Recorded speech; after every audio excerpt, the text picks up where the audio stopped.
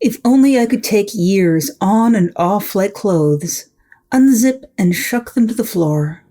There's a decade or two I could leave just there, between old socks and yesterday's underwear. To sleep as unburdened as a teen, or slip them back on and slide through crowds unseen.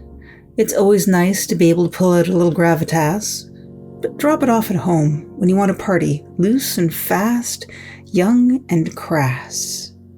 What would it be like to take them to a vintage shop? Would a year of childhood boredom reading books for a summer from one who knew how to run be a fair swap? Some years, old and ragged, worn at the edges and foxed at every corner, would they gather dust and smell like must between the ashtrays and miscellaneous Elvis busts?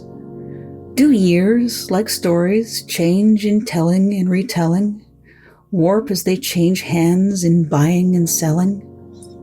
Worn thin through silence and repetition, in quelling and dwelling, faded into generic pastiches, like Hallmark cards in cliched romances, dried rose petals round the base of an antique bottle, substance fading as reliance decreases. Years can't be dropped too new, too fresh. To lose context of daily life would be a violence unto the self. But maybe some of high school, or just lend out to people who could stand to learn some empathy. As if I could.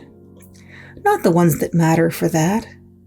As if I could let go, to open up and show the worst. My pains are my trophies, my reasons, my excuses to be who I am. Far more my bones than my clothes, so without them I may not stand. Were they so close to the surface, they'd be ragged thin, just lint and string. Ever had a thing you hate, but that you can't throw away? There's just no way to know where next they'll show if you let them start to stray. But stuffing them into the dirty laundry pile? Oh, that would indeed bring such a smile.